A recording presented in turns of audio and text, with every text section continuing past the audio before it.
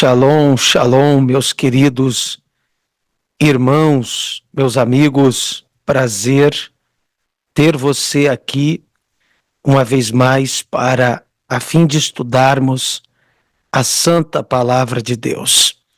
Hoje nós vamos para a última lição dessa importante escola bíblica das Assembleias de Deus no Brasil, onde estamos aqui semanalmente gravando vídeos e trazendo estudos maravilhosos da Palavra de Deus.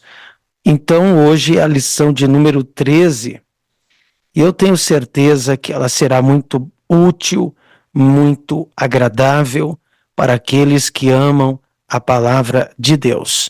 Estamos chegando nela, aqui está a lição de número 13, e o tema é este que está aparecendo aí na sua tela. É a cidade celestial. O texto áureo é o que está em Filipenses capítulo 3, versículo de número 20. Mas a nossa cidade está nos céus, donde também esperamos o Salvador, o Senhor Jesus Cristo. A verdade prática diz: a cidade celestial é o alvo de toda a nossa jornada, que iniciou com o novo nascimento e se consumará com a entrada pelos portões celestiais. Glória a Deus. A leitura bíblica está em Apocalipse 21, do 9 ao 14, e o capítulo 22, do versículo 1 a 5, leitura esta que você pode fazer aí no conforto da sua casa, utilizando o exemplar da sua Bíblia. Nós vamos logo para o comentário, que está aqui já. A introdução diz assim: os cristãos que têm conhecimento das Sagradas Escrituras sabem que não foram destinados para viver apenas neste mundo. Aqui somos peregrinos e forasteiros. Brevemente os portões celestiais se abrirão e partiremos para viver eternamente com o Pai, em nossa pátria celestial. Por isso, estudaremos a respeito do paraíso eterno, a cidade celestial, o eterno estado em que desfrutaremos da presença de Deus e como as Escrituras ensinam como será a nossa glorificação final. Aqui se encontra o que nos aguarda ao final de nossa jornada cristã. Então, queridos, é preciso salientar que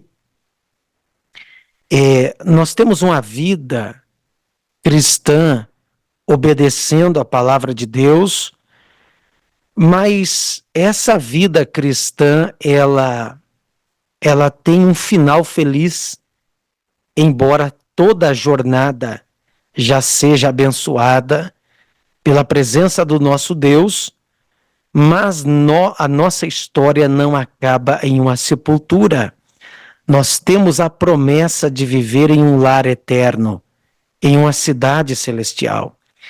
E é isso que nos aguarda. Este será o nosso endereço. A partir do arrebatamento da igreja, nós entraremos na cidade celestial, ou por ocasião da morte em alma, também se entra no paraíso celestial. De qualquer forma, o cristão, ele tem uma promessa. Por ora, nós somos peregrinos. Ou seja, você pode andar de cidade em cidade, você pode até ter morado em mais do que uma cidade aqui na terra, porém, o nosso lar eterno é o céu. Somos forasteiros, somos de fora. Nós não somos daqui. Somos pertencentes ao céu de glória que nos promete a palavra do eterno nosso Salvador, Jesus Cristo. Ponto de número 1. O paraíso eterno. O que é o paraíso? A primeira definição que podemos mencionar de paraíso é o céu como morada de Deus, dos anjos e dos salvos. Quando estava na cruz, nosso Senhor fez uma promessa ao ladrão arrependido. Em verdade te digo que hoje estarás comigo no paraíso. Essa promessa foi prontamente cumprida, pois, quando por ocasião de sua morte, o corpo do Senhor Jesus foi para a sepultura, mas seu espírito para o Pai, ou seja, para o céu, o lugar de habitação de Deus. Não há como mensurar tamanha alegria do ladrão ao ouvir de Jesus a promessa de um encontro no paraíso. Este lugar é a expressão de toda a soma das bem-aventuranças em Cristo.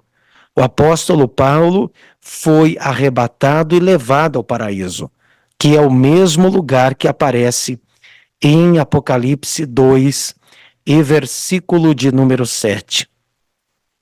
Pois bem, queridos, paraíso é mesmo um destino para o salvo. O ladrão é o Dimas, segundo a tradição, que estava à direita do Senhor Jesus na cruz, à esquerda estava Gestos, mas Dimas disse: lembra-te de mim quando entrares no teu reino. E Jesus disse: hoje estarás comigo no paraíso.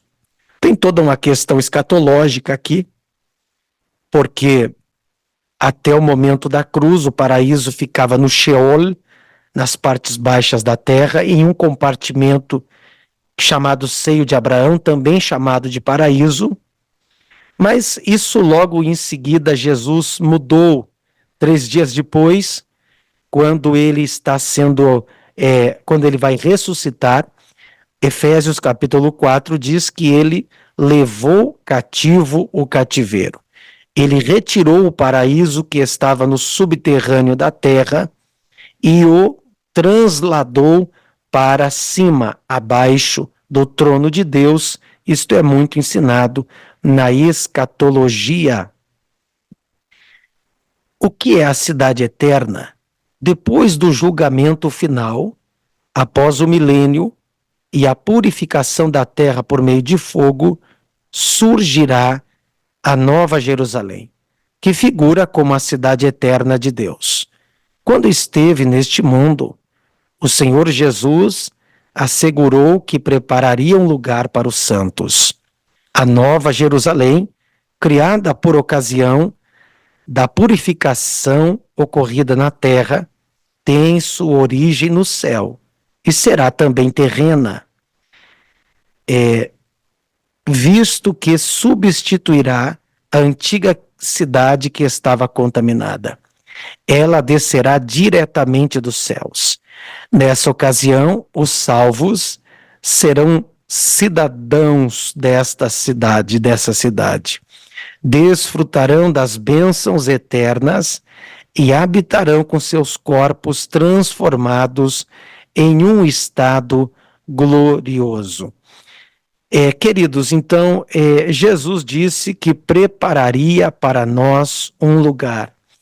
Ele prepararia um lugar para o salvo. Então, esta é a casa do Pai, a Nova Jerusalém, a Jerusalém celestial. Agora, é preciso salientar que no final do milênio a terra vai ser purificada por meio do fogo, e esta Nova Jerusalém, ela vai descer dos céus, ataviada como noiva para o seu esposo.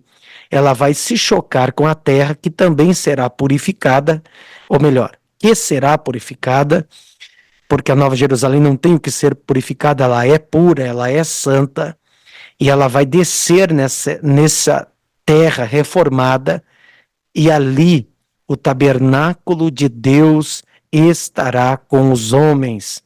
É isso que diz o texto, e assim nós estaremos para sempre com o Senhor. teremos um paraíso celestial aqui nessa terra no final do milênio. Isso é lá na frente. Essa aula aqui é uma aula toda para escatologia. Então, até se você quer estudar escatologia, eu tenho um curso online que são 15 horas de estudo escatológico, apocalíptico, que você pode estudar aí no conforto da sua casa, caso você queira entender mais desses termos escatológicos proféticos. Quando a eternidade começará, de acordo com o estudo atento de Apocalipse, depois do arrebatamento da igreja, ocorrerá a grande tribulação por um período de 7 anos. Em seguida, nosso Senhor retornará, gloriosa e triunfantemente, por ocasião de sua segunda vinda, e implantará o reino milenial. Depois do milênio, entraremos no glorioso estado eterno. Aqui devemos cuidar para não confundir o milênio com o estado eterno. Este caracteriza a eternidade sem fim, em que passaremos com Deus, aquele que é um período em que Jesus reinará por 1000 anos na terra. E ao final desse período, pessoas serão julgadas diante do trono branco, o juízo final. Aguardaremos piedosamente o reino eterno, o novo céu, a nova terra e a nova Jerusalém. Então, queridos, aqui nós temos alguns termos que eu quero pontuar.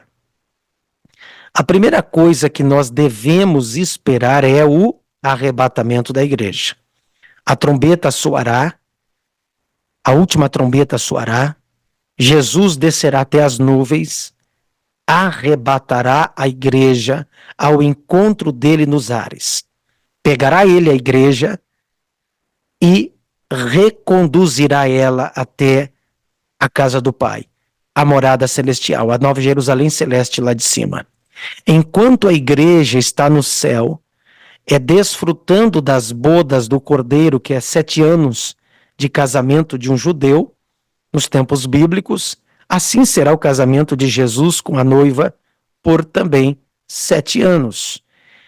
Enquanto lá no céu estaremos nas bodas do Cordeiro, sendo a igreja galardoada, estaremos em festa por 7 anos, aqui na terra ocorrerá o período que está logo aqui abaixo, chamado de grande tribulação, onde 21 juízos da parte de Deus serão derramados sobre a terra.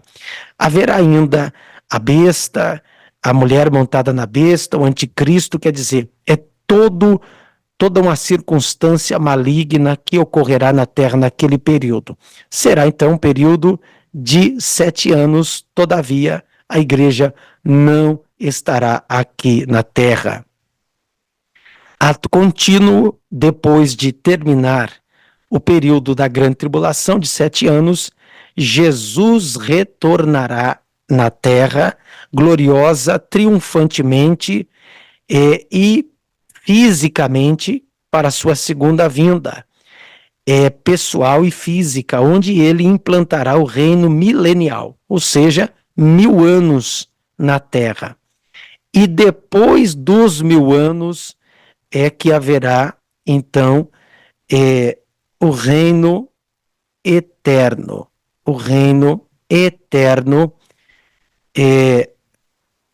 neste período do reino eterno, então ocorrerá onde a nova Jerusalém descerá dos céus para estar aqui na terra, em um novo céu e uma nova terra. Muito bem, vamos adiante aqui na nossa aula. Glória a Deus. Glória a Deus. Vamos voltando aqui. Muito bem. Só retomando aqui. Aqui. Agora sim.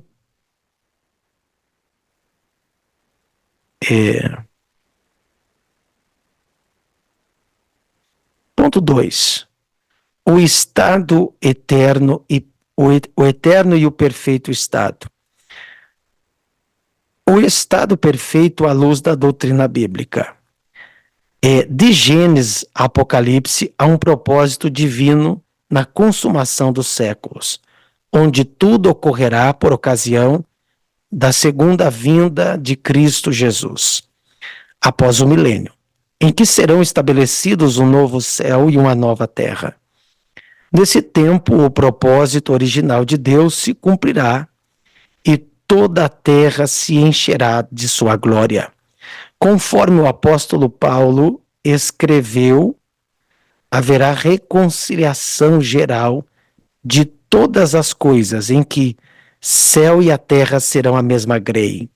Por isso, o perfeito e eterno estado é descrito na Bíblia como lugar belo, de santidade e perfeição, pois a antiga ordem em que imperava a natureza do pecado foi abolida e deu lugar a um lugar santo, puro e perfeito. O estado perfeito à luz do Apocalipse 22.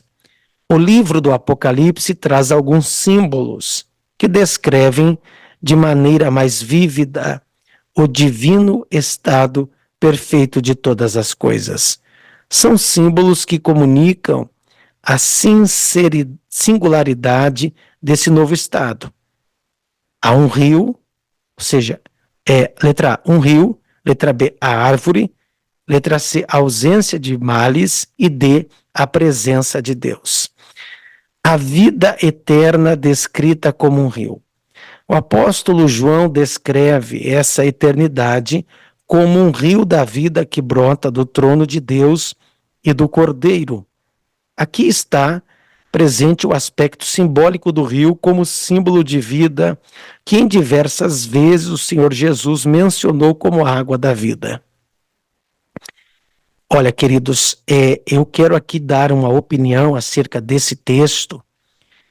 Para mim, não é só símbolo, não. O céu, para mim, a cidade, ela é real, ela é física. O céu, ele é um lugar que ele não é tudo espiritual, tá? Existe, é um nível que nós não estamos acostumados, mas quando a Bíblia fala rio, para mim é rio, quando ela fala árvore, é árvore mesmo, porque a gente não pode também espiritualizar demasiadamente tudo, porque daqui a pouco nem a eternidade vai ter mais. A gente é só uma nuvem vagando por aí.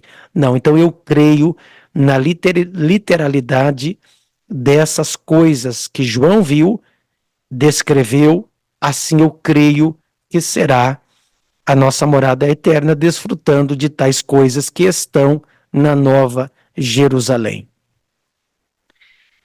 A vida eterna descrito como árvore. A árvore da vida remonta ao livro do Gênesis. Seus 12 frutos de mês em mês e suas folhas simbolizam a vida que triunfou sobre a enfermidade, as enfermidades e a morte. Não haverá mais dores nem doenças, pois no divino estado eterno a morte não prevalecerá mais. É verdade, uma vez a morte vai ser vencida. Esse estado eterno está falando, obviamente, de uma vida abundante, de um regozijo, de um júbilo eterno que desfrutaremos ao lado do nosso Deus. Por conta disso, o apóstolo Paulo disse aos romanos que as aflições deste tempo presente não dão para se comparar com a glória que em nós há de ser revelada. Letra C, a vida eterna sem males. Não haverá mais maldição contra alguém. O problema do coração do ser humano será para sempre resolvido, pois o mal será plenamente erradicado. Ali o trono de Deus e do Cordeiro estarão centralizados no coração do ser humano. A maldade vai ser extirpada da terra. Não haverá tráfico, não haverá prostituição, doença, vícios, violência, nada. Porque tudo isso tem prazo de validade. A vida eterna na presença de Deus. Contemplaremos a Deus face a face, e sua presença será a nossa luz para sempre. Que alegria indizível! Prestaremos culto olhando diretamente para Ele. Sua presença gloriosa fará que não haja mais noite, não havendo mais qualquer escuridão, e para sempre reinaremos com Ele. Desfrutar da eterna presença de Deus. Sabe aquele culto maravilhoso que não dá vontade de você ir embora?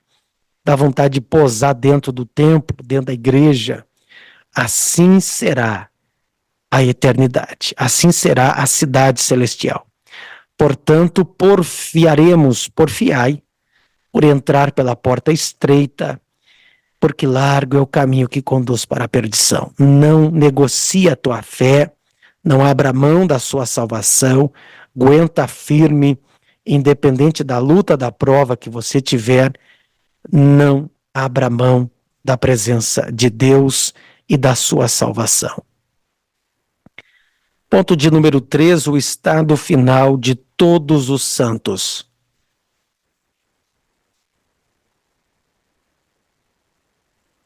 O que todo crente salvo deve esperar. Os santos de Deus, tanto no Antigo quanto no Novo Testamento, nunca viveram nesta terra com a ideia de permanecer nela eternamente. O patriarca Abraão vivia nela com a esperança da cidade celestial, cujo construtor é Deus, conforme está em Hebreus, capítulo 11, ali, versículo 9 e 10. Moisés passou por ela com essa mesma intenção. Deixou o Egito e sua glória, porque tinha consciência de algo melhor. A recompensa gloriosa. Por isso, o cristão que vive neste mundo sabe que aqui ele é peregrino nessa jornada, pois está consciente de que o seu lar, a sua verdadeira cidade, é a celestial, de onde o nosso grande e maravilhoso Deus habita. Abraão andou por ela, Moisés também, e nós temos esta expectativa. Portanto, o cristão deve ter uma visão transcendental da sua vida. Tudo que você vive aqui, o material, o trabalho, o financeiro, isso aqui não é tudo, não. A nossa vida não acaba por ocasião de um sepultamento. Não. A morte para o cristão é uma promoção, porque levará ele a um descanso eterno, a um lugar melhor todavia. Viveremos todos em unidade. Ao se fazer menção dos escritos nas 12 portas da cidade, onde estão os nomes das 12 tribos de Israel e dos alicerces que levam o nome dos 12 apóstolos, está evidente que se trata de pessoas originárias de todas as eras. As pessoas tanto de Israel quanto da igreja serão reunidas, formando um só corpo de Cristo, cumprindo-se plenamente dessa forma o que está escrito em Gálatas. Nisto não há judeu nem grego. Viveremos na nova cidade sem qualquer tipo de segregação, discriminação e diferença de classes, pois seremos um só povo em Cristo Jesus. Aqueles que morreram no Antigo Testamento morreram nesta fé, na fé na palavra, na fé no Deus vivo. E os do Novo Testamento morreram olhando para trás, para a cruz, e por esta cruz que ela une o Antigo e o Novo Testamento, todos são reunidos em um só povo para morar com Deus, para viver eternamente com Deus, quer judeus, quer gentios. Finalmente em casa. Sabemos que a nossa morada final não é aqui, neste mundo, nem na sepultura. Prova disso é que somos denominados de peregrinos e estrangeiros nesta terra. O apóstolo Paulo nos lembra de que a nossa cidade está nos céus, não esqueça disso. Os cristãos que verdadeiramente mantêm comunhão com Cristo e sua palavra cultivam em seu coração o desejo de ir para casa, como anelava o apóstolo dos gentios. Essa é a grande recompensa de quando findarmos aqui na terra a nossa jornada. Essa é a bendita esperança de todo cristão sincero que deseja morar no céu.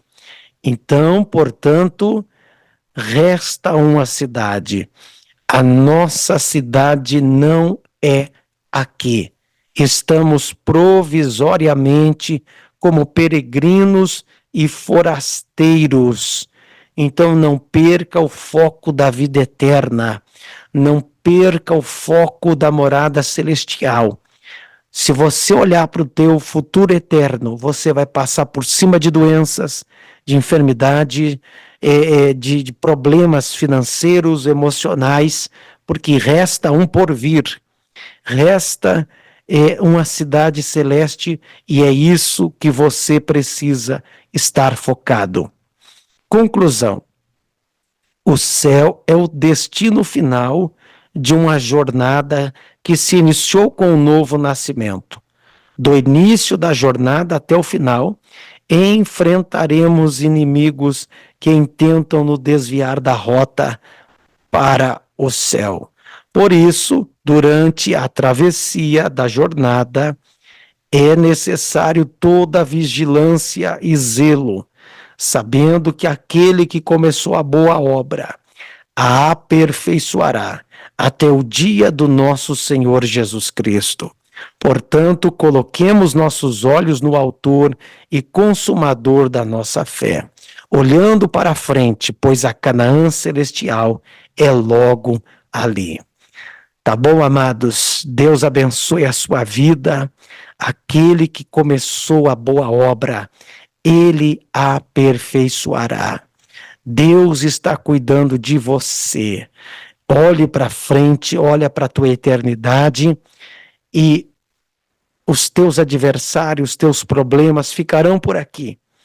O que é físico, o que é material, a traça vai corroer, a ferrugem, o ladrão rouba e arromba. Mas a tua salvação, a tua alma está nas mãos do Senhor Jesus. Deus abençoe a sua vida, obrigado por ficar até aqui conosco. Não perca aí o novo trimestre, que também tem assuntos interessantes e profundos. Deus abençoe e fique todos na paz do Senhor Jesus Cristo.